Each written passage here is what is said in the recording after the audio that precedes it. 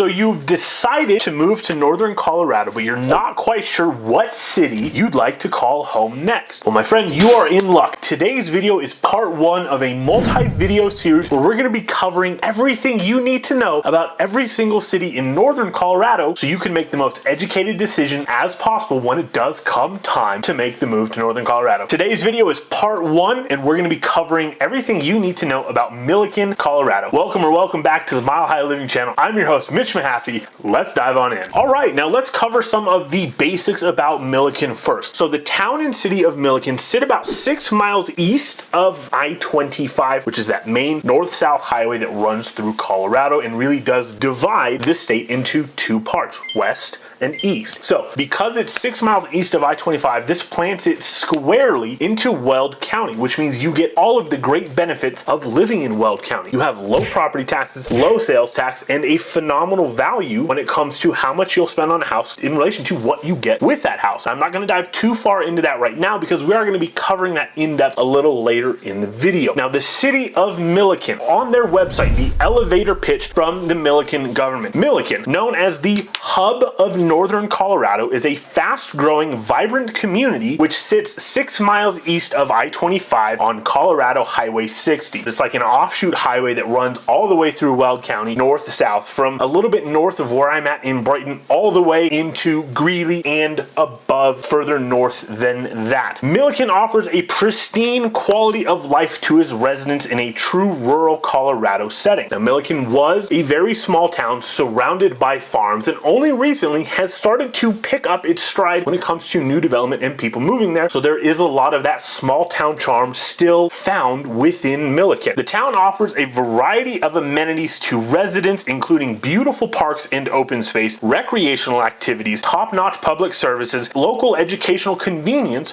with both an elementary and middle school within the community. Keep in mind, the population of Milliken at the time of this video, with the most recent data I can find, puts us around 9,000 people. For comparison, Brighton, which sits 30 minutes south where I'm at, has 51,000 people. So this really is a small town. A growing community, Milliken offers prospective residents with the opportunity to choose a home in a variety of master planned communities at a far better value than in many surrounding larger cities without sacrificing quality. In addition to several local businesses, we are also located within a short 15-minute drive of other major shopping and entertainment establishments. Milliken is more of a suburb of Greeley, which, if you're unfamiliar, is the big metro area in Weld County. For comparison, Fort Collins is like right here, Greeley's like right here. So they're almost same. Greeley's Weld County, and if you don't know, it is actually a bigger metropolitan area than Boulder in Boulder County. It just might not be as well known. We're really close to Greeley, so we're really close to all of those massive big city amenities, shops, parks, restaurants, jobs, all of those things. If you want to commute the other way, we're about 45 minutes south of Fort Collins, just to further that context. Now, here's the cool thing about Milliken. We cover a lot on this channel about cost of living. And if you're new here, all of my cost of living data comes from bestplaces.net. I think it's just the easiest scale to understand. 100 is their base score for the national average. So of course, anything above that is going to be that much more expensive percentage-wise, and anything lower is going to be that much cheaper. So 100 is our base average. Colorado as a whole sits at 120.5. The city of Milliken comes in with a score of 113.4. So like all Colorado cities, it is a little bit more expensive than the national average, but it is quite a bit cheaper actually than the Colorado average. I've said in other videos, all of Colorado's cost of living scores are up a little bit above that national average because of real estate prices. What I really love about Northern Colorado and Weld County is you get a lot for your money, especially when you compare it to the Denver metro area, and that's one of the big draws. With the information from bestplaces.net, your grocery scores are going to come in at 98.8 based off a Colorado average of 100.7. Healthcare, also incredibly low values across healthcare in all of Colorado. Healthcare comes in at 87.2. Housing, here's our main driver of that higher score, 132.4. So yes, it's up there above the national average and above the Colorado average, but it is nowhere near as high of a score as some of the other cities that we have covered already on this channel. Utilities, 99.4%. Transportation is a little high at 98.8%. In true Colorado suburb fashion, it is a very car dependent city. You do have to drive just about everywhere. It's not really walkable, and there really isn't a lot of public transit. Now that's enough yapping about the city from official sources. Here's what I would think is a good way to describe Milliken as someone who spent a fair amount of time showing houses, selling houses, and helping clients move to and from the area. So Milliken, like I mentioned, is a very small town. It's got a very rural feel to it still. So if that is what you are looking for, that type of lifestyle where it's a little bit slower, you know your neighbors, the whole neighborhood knows each other, everybody's a little bit more friendly than living in a big city, and I would say Milliken's a fantastic place for you to consider. I think there's a phenomenal value, and as Northern Colorado continues to get more and more popular, well, it's only going to keep growing from there. Now that's enough yapping though about the city here in the office. Let's go take a look at an example of what you can get for your money and what type of house you can buy in Milliken. But before we do that, I have a huge favor to ask. 98% of you watching this video right now have not subscribed. It would help the channel grow a ton and mean a lot to me if you would hit that subscribe button, because we post brand new videos every single week all about living in Colorado. And if you're more interested in this series where we're covering all of Northern Colorado, we'll definitely hit that subscribe button because we're going to be covering this in depth, and I'd hate for you to miss out on the next video. Let's go take a look at what you can buy in Milliken. Okay, now here we are on the ground in Milliken, Colorado, taking a look at another beautiful listing brought to us by yours truly. Now this is a 5-bedroom, 3-bathroom home with over 3,400 finished square feet of super high-end finishes and touches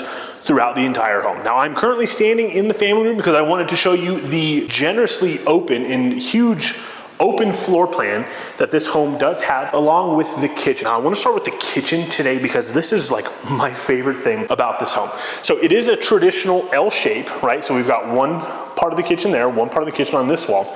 But as you can see, we have a standalone range right here, which means the microwave isn't the focal piece of this kitchen, and I'm so glad they did it this way, because with the white marbled quartz countertops, the gold hardware on all of your drawers, and they are soft close drawers. Look at this. I mean, it's beautiful. Gas cooktop with, that's right, a middle griddle or burner, whatever you want to call that. Again, sucker for the standalone ranges. Everything in here is all new stainless. The house itself is only a couple years old. Now over here, where I'm about to hit my head on this light fixture, is the breakfast nook. Now the one thing this place doesn't have is a formal dining area, but that's okay, I think. Walking back in here into the family room, this is a gas fireplace, but it is absolutely beautiful with the floor to ceiling rock. This was built with some foresight. We do have plenty of space to hook the TV up and plug it right in for your internet. Now, moving to the front of the house here, this is where the first 2 bedrooms are going to be located. Right here, we have the first one. I know the house is empty. The sellers just moved out not too long ago, but if you look at the pictures on our website, the address is 1510 Kings Crown Drive in Milliken. There was a queen size bed in here, side tables, and a very generous sized closet, given the fact that this is a secondary bedroom. Now this house doesn't follow the rule that most new construction homes are following these days, to where the primary is massive and all the other secondary bedrooms were just kind of an afterthought. In between here, we have a beautiful, completely tiled to the ceiling, tile surround for our bathroom in a secondary, not a primary bathroom. I absolutely love that. And again, gold hardware to complete the touches everywhere else on the main floor in this home. These are 8-foot tall doors throughout, right off the front. Of course, we have just a little coat closet. Again, here's another secondary bedroom as well. This one is huge. You genuinely could fit a king size bed in here and still have room. Again, closet. This is right off the front. So this is where you stuff the kids or the in-laws or whoever you are not happy with that day. Coming in here, this is where our washer and dryer are going to be located. This is kind of a mudroom / entryway right off of a beautiful and huge 3-car garage for my car guys that are like me that somehow managed to also be able to buy a house. This is a phenomenal option for you because we have an independent 3rd bay right here. And what I don't see in a lot of today's new builds, this door right here, a service door to the backyard. I know that may be silly that I'm such a big fan of that, but you really don't see that in a lot of today's construction, and for the life of me, I can't find out why. Panel in the garage on this house, which means you blow a breaker in the middle of winter, in the middle of a blizzard, you don't got to go outside and be cold to reset it. Moving back here, this is the primary bedroom. I want to point out we have a beautiful arched doorway, and then we have a second door right here with a little touchpad to keep the little crotch goblins, beautiful blessings out. Tons of space. And the entire main floor of this home has been finished in very beautiful LVP luxury vinyl plank. Bed goes right here. We have outlets on both sides for your side tables. Walking into the primary closet. This isn't the closet, this is the bathroom. We're getting to the closet. Staying on brand for the rest of the house. Beautiful. Gold finishes throughout, matching light fixtures to those front bathrooms. Look at the shower. This shower is phenomenal. Again, tiled all the way up to the ceiling from the ground. It may be tacky, it may be cheesy, but I'm such a huge fan of small details like this because I have spent so much time walking through houses that are more expensive than this, that are brand new, that don't have a lot of these finishes. For the men, right here's where your clothes go. Got 1, 2, 3, 4, 5, ooh, generous size closet for us guys in this one. Ladies, look at all of this closet space to hang up your clothes and stay organized. I love that the primary suite is in the back of the house. You're not gonna be up front, near the road, near the noise. Let's take a quick panning view of this beautiful open floor plan, and then let's head downstairs to the recently finished basement. This basement was finished by the seller before we put this home on the market, so it's barely been lived in. Brand new carpet. You can walk on this carpet barefoot and not feel the ground underneath it. Let's get some lights on. Check this out. It's not gonna be as echoey down here because we have the carpet, but look at this. I love the finishes down here. This exposed beam with the burnt oak support beam, I'm a sucker for that. Down here, we're gonna have 2 more bedrooms. Here's bedroom number 1. Again, finishing that off instead of just encapsulating it with drywall or whatever. I'm a big fan of this exposed metal design. Light fixtures there. I kind of dig it. Now over here, we have our 3rd and final toilet in the house. I did change the design up a little bit with the black hardware and the black faucets, but check this out. We have gold around the mirrors to match everything else. It's a basement bathroom, right? This is where the kids were when the sellers lived here, so it doesn't have to be as fancy as mom and dad's bathroom. That's okay, the kids are gonna trash it anyway. What I did like about the finish work is this room right here. We've got a great barn door. Again, soft close. I don't know how well you guys can see that, so let's try that again. So, no, it's not soft close that. Oh, it is soft close that way. It's soft close 2 directions. So, you piss the kids off, they can't go slamming doors in your house. That's so cool. Enough yapping about that. This is a flex space. Now, flex spaces are determined by the size and the fact that they're not an official bedroom. You could technically use this as a 6th bedroom. We do have a closet. We do have an entry right there. I wouldn't want to put anybody in here though. We don't have an egress window to get out of, but you can use this as an office. You can use it as a playroom. Again, flex space. You have the flexibility to do whatever you want with it. Between us girls here, this is just one of the water turnoffs for the sprinkler system or the irrigation system, but I think this looks a lot better than just having it in the wall with a hole. All right.